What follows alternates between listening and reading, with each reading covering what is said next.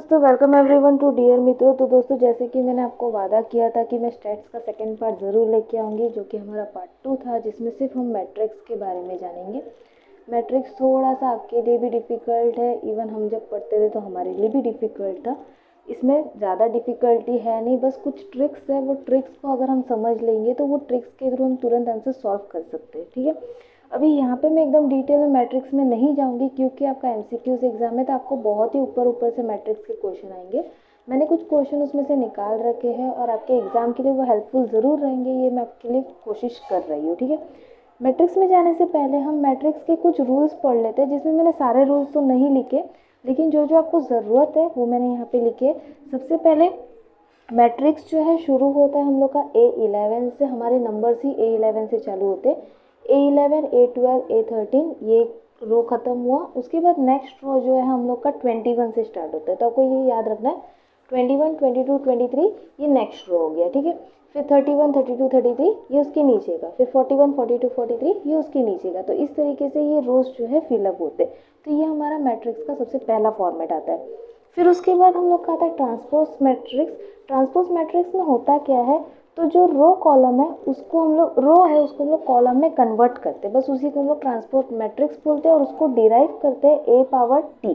ठीक है, अब जैसे देखो यहाँ पे क्वेश्चन दिया है 1 2 5 4 0, तो हम लोग ये रो को कॉलम में कन्वर्ट कर देंगे, तो हमारा क्या आ जाएगा 1 2 5 4 0, लेकिन कॉलम में।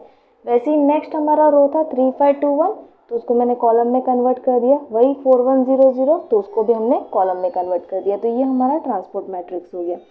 थर्ड टाइप का मैट्रिक्स जो है वो है जीरो या तो फिर नल मैट्रिक्स। या आपके एमसीक्यूज के एग्जाम में पूछ सकते हैं कि जीरो और नल मैट्रिक्स क्या होता है। तो जहाँ पे सारे आंसर्स जो है वो जीरो में कन्वर्ट हो जाते हैं, वो हम लोग का जीरो मैट्रिक्स या नल मैट्रिक्स होता है। ओके, फोर्थ टाइप का मैट्रिक्स जो है वो सिमेट्रिक मैट्रिक्स है। ये आपको काफ़ी काम आने वाला है, तो इसको थोड़ा सा ध्यान से सुनिएगा।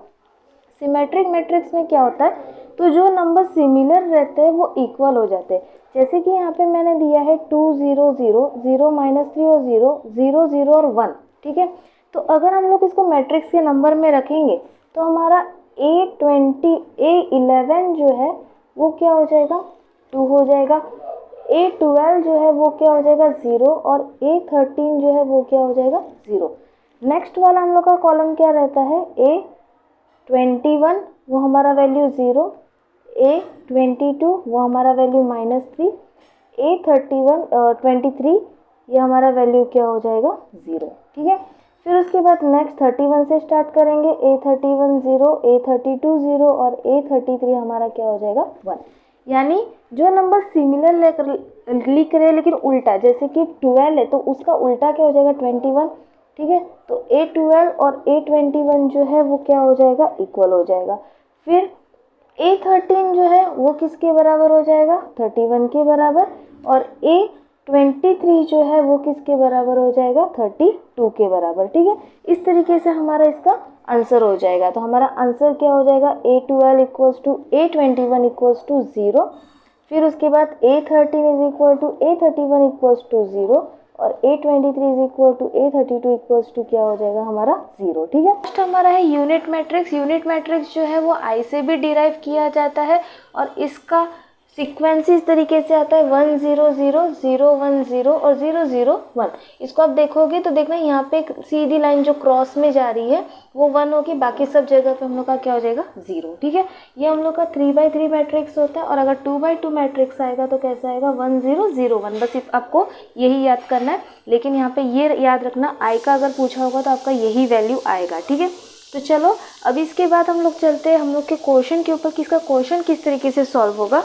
यहाँ पे हम लोग को सबसे पहला क्वेश्चन दिया हुआ है, if a is equal to 3 2x + 3 and x - 1 और x + 3 2 is equal to symmetric matrix, then x is equal to, हमको x की वैल्यू ढूंढनी है।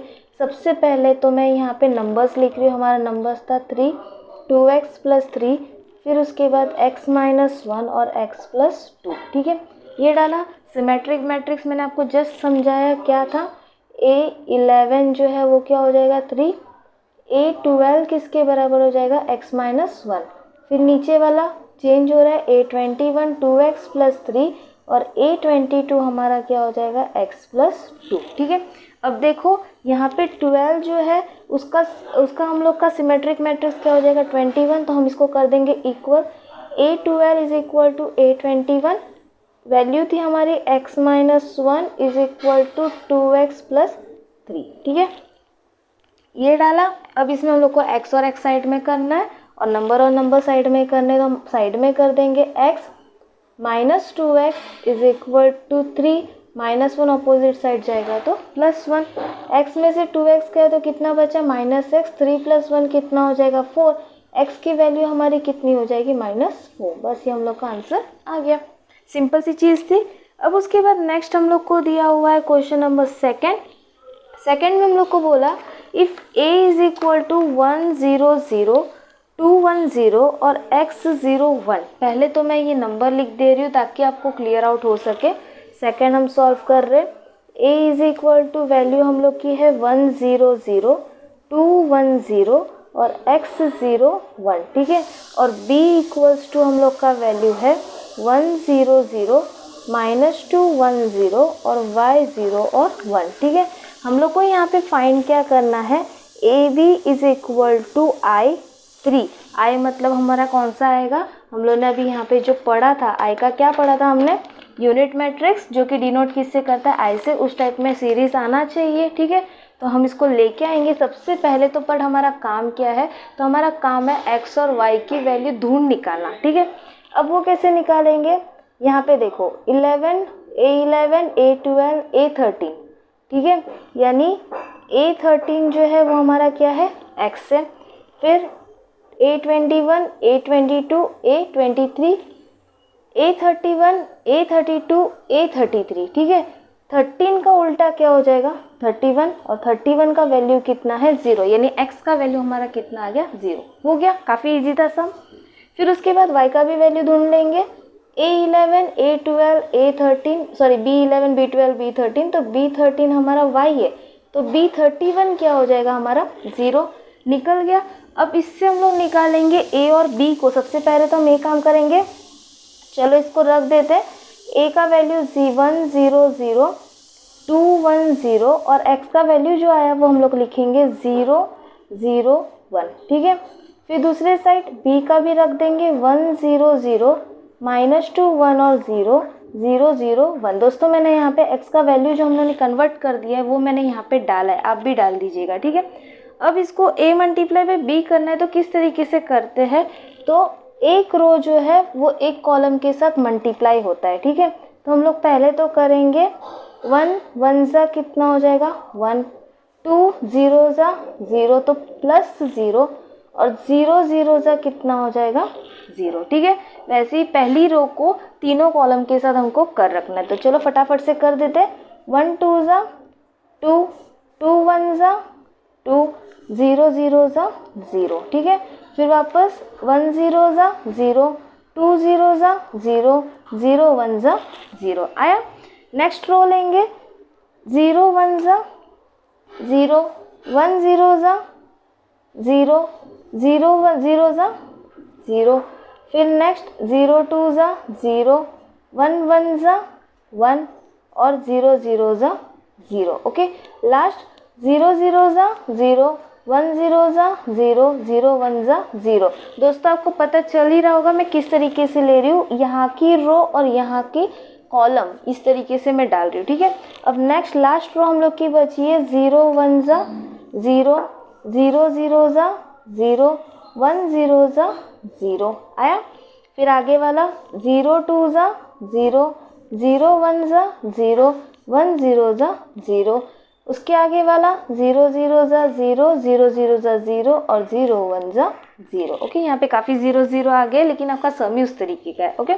अब यहाँ पे हम लोग अगर आंसर निकालेंगे तो 1 + 0 1, और यहाँ पे आंसर क्या हो जाएगा 1, यहाँ पे आंसर हो जाएगा 0 और यहाँ पे आंसर हो जाएगा 0, फिर 0 1 0 0 0 और 1 आ गया हमारा यूनिट में, यानी हम लोग का आंसर क्या हो जाएगा AB is equal to I3। ये हमारा प्रूफ हो गया और ये हमारा फाइनल आंसर हो गया जो कि हम लोगों ने निकाला, ओके। अब उसके बाद क्वेश्चन नंबर 3 सॉरी यहाँ पे आगे क्वेश्चन बचा हुआ है, देन x + y = 2, यानी x + y कितना होगा, x कितना आया 0 y कितना है 0, तो हमारा आंसर भी क्या हो जाएगा 0। ओके, अब उसके बाद नेक्स्ट हम लोग का है क्वेश्चन नंबर 3। 3 में हम लोग को दिया हुआ है a equals to 1n3 3n4। ठीक है, हम लोग को फाइंड क्या करना है, a square minus k a minus 5i is equal to 0। Then k equals to, k की वैल्यू हम लोग को ढूंढ निकालनी है। अब वो कैसे निकालेंगे, तो सबसे पहले तो हम लोग को क्या निकालना है, यहाँ पे a स्क्वायर निकाल देना है। और a स्क्वायर निकालने के लिए पहले तो हमको ये a को 2 बार रिपीट करना है, यानी 3 4 और वापस कर देना है 1 3 3 4। अब इसका कर दोगे मल्टीप्लिकेशन। ठीक है, अब जैसे मैंने मल्टीप्लाई सीखा है वैसे ही कि एक रो और एक कॉलम। तो पहले हम लोग फर्स्ट रो लेंगे, तो फर्स्ट रो का 1 1 ज़ा 1 3 3 ज़ा 9, फिर वापस 1 3 ज़ा 3 3 4 ज़ा 12। ओके, फिर आगे वाला 3 1 ज़ा 3 4 3 ज़ा 12 3 3 ज़ा 9 4 4 ज़ा हमारा कितना हो जाएगा 16। ठीक है, 9 + 1 हमारा कितना आ गया 10, 3 + 2 आ गया 15, 3 + 12 आ गया 15 और 16 + 9 हमारा कितना हो जाएगा 25। ये हम लोग ने एक निकाल दिया। दूसरे साइड हम लोग को k की तो वैल्यू हम लोग के पास है नहीं, k ढूंढना है हम लोग को। दूसरा हम लोग का है 5i इक्वल्स टू क्या हो जाएगा, बाहर में 5 और अंदर में जैसे मैंने अभी 2 × 2 मैट्रिक्स का क्या बताया, क्या रखना है 1 0 0 1, तो वही हम लोग लिखेंगे 1 0 0 1। ठीक है, इन दोनों को क्या कर देना है, माइनस कर देना है। तो यहाँ पे मैं पहला ब्रैकेट लिख रही हूँ जो हम लोग ने स्क्वायर किया, 10 15 15 और 25 माइनस 5 1 ज़ा 5 5 0 ज़ा 0 5 0 ज़ा 0 5 1 ज़ा 5। ठीक है, तो अब हमारा फाइनल आंसर क्या हो जाएगा, 10 में से 5 गया दोस्तों तो कितना बचेगा 5 बचेगा। 15 में से 0 गया तो कितना बचेगा 15, 15 में से 0 गया तो 15 और 25 में से 5 गया तो कितना बचेगा 20। ठीक है, अब ये सारे कौन से टेबल में आते हैं, 5 के टेबल में आते हैं, तो 5 कॉमन हो गया, 5 1 ज़ा 5 3 ज़ा 5 3 ज़ा और 5 4 ज़ा, यानी हमारा आंसर k का क्या हो जाएगा 5। तो k इज इक्वल टू हमारा आंसर क्या आ गया 5 आया।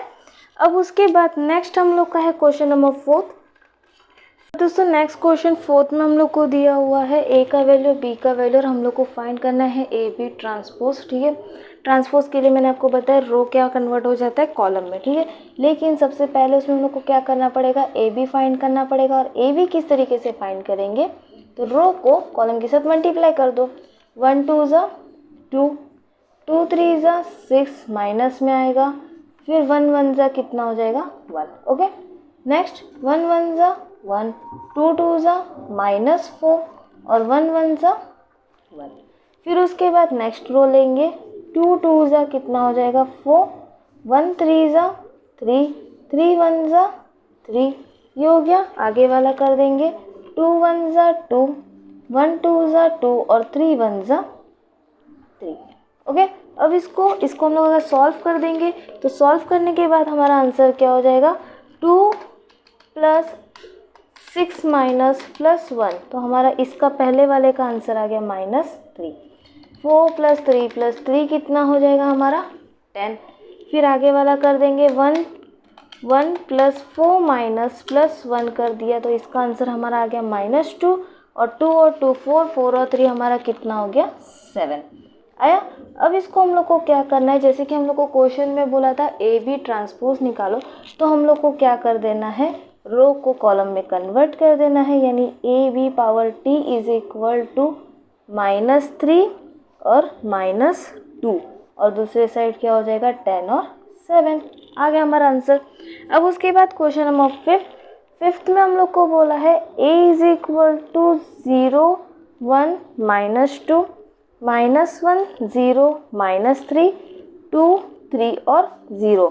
हम लोग को यहाँ पे फाइंड करना है a + 2a पावर में t, यानी ट्रांसपोज निकालना है। ठीक है, तो सबसे पहले a तो हमारे पास डायरेक्टली है ही, प्रोवाइडेड है, 2at निकाल देंगे, एक साइड में कर देंगे a 0 1 -2 -1 0 -3 2 3 और 0 और दूसरे साइड में प्लस, 280 करना है, 80 में हम लोग को क्या करना पड़ेगा, ट्रांसपोज में उल्टा कर देना है, यानी हम लोग लिखेंगे 0 -1 2। रो को मैंने किस में कन्वर्ट कर दिया, कॉलम में। फिर आगे कर देंगे 1 0 3 और उसके आगे हम लोग का होगा -2 -3 0। बहुत ही सिंपल सी चीज़ है ये, सिर्फ रो को कन्वर्ट में करना हम लोग को कॉलम में, ठीक है। अब यहाँ पे आगे करेंगे तो हमारा आंसर क्या होगा, 0 1 -2 -1 0 -3 2 3 और 0। ये तो हम लोग ने कुछ किया नहीं, यहाँ पे हम लोग कर देंगे 2 0 ज़ा 0 2 1 ज़ा 2 2 2 ज़ा 4। वैसे 2 1 ज़ा 2 2 0 ज़ा 0 2 3 ज़ा 6 2 2 ज़ा 4 2 3 ज़ा 6 और 2 0 ज़ा 0। अब इसको बस प्लस कर देना है, हो गया हम लोग का आंसर। तो ख़त्म होने पे आ गया, तो इसको हम लोग प्लस कर देंगे तो क्या मिलेगा, 0 + 0। हम लोग नेक्स्ट पेज पे कर रहे हैं। 0 + 0 कितना हो जाएगा, 0 -1 + 2 तो कितना आ जाएगा, -1 2 + -4 तो आएगा -2, ठीक है। आगे में 1 - -2 कितना हो जाएगा, 3 0 + 0 0 3 में से 6 गया तो -3 -2 + 4 2 -3 + 6 3 और 0 3 ज़ा 0। ये हमारा फाइनल आंसर आ गया। अब उसके बाद नेक्स्ट हम लोग को बोला है क्वेश्चन नंबर 6 में हम लोग को दिया हुआ है a का वैल्यू और हम लोग को निकालना है x y और t का वैल्यू। बहुत सी सिंपल सी चीज़ है यहाँ पे। अगर x y देख के आप डर जाओगे तो प्लीज़ डरना मत, क्योंकि इसमें कुछ ज़्यादा एकदम डिटेल में जाने की ज़रूरत नहीं, बहुत सिंपल सा सम है। यहाँ पे मैं पहले तो क्वेश्चन लिख रही हूँ, ये दे दिया। अब इसमें हम लोग को क्या करना है, नंबर डाल देने हैं। जैसे मैंने आपको सीखा है A11 क्या हो जाएगा 5, A12 क्या हो जाएगा 2 और A13 क्या हो जाएगा x, ओके। फिर उसके बाद A21 y, A22 2 और A23 क्या हो जाएगा -3। फिर उसके बाद 31 A31 4 A32 2 और A33 कितना हो जाएगा -7। या अब इसमें करना क्या है, तो इसमें हम लोग को जो जो वैल्यू अपोजिट लग रही है, यानी पहले तो हम करेंगे x का। A13 किसके बराबर हो जाएगा, A31 के, है ना। 1 3 तो 3 1 3 1 में क्या वैल्यू है 4, यानी x की वैल्यू हमारी कितनी आ गई 4।